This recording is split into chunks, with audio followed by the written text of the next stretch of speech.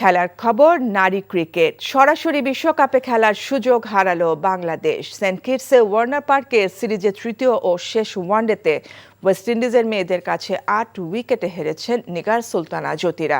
আগে ব্যাটিংয়ে নেমে মাত্র ১১৮ রানে অল আউট হয় নিগার সুলতানার দল। তাড়া করতে নেমে ২২.৩ ওভার হাতে রেখে জিতেছে স্বাগতিকরা। এ হারে শুধু সিরিজ হার নয়, এবছর ওয়ানডে বিশ্বকাপে সরাসরি খেলার সুযোগও হারালো বাংলাদেশ। মেয়েদের চ্যাম্পিয়নশিপ চক্রে এটিই ছিল শেষ ম্যাচ। জিততে পারলে প্রথমবারের মতো সরাসরি ওয়ানডে বিশ্বকাপে খেলার সুযোগ পেত বাংলাদেশ। হারে অবশ্য সুযোগ শেষ হয়ে যাচ্ছে না বাংলাদেশের। ৬ দলের একটি বাছাই পর্ব খেলতে হবে নিগারদের। সেখান থেকে ওয়ানডে বিশ্বকাপে খেলার টিকিট পাবে ২টি দল। এই বাছাই পর্বে Pakistan, West Indies, Ireland, Scotland ও থাইল্যান্ডের বিপক্ষে খেলতে হবে বাংলাদেশকে।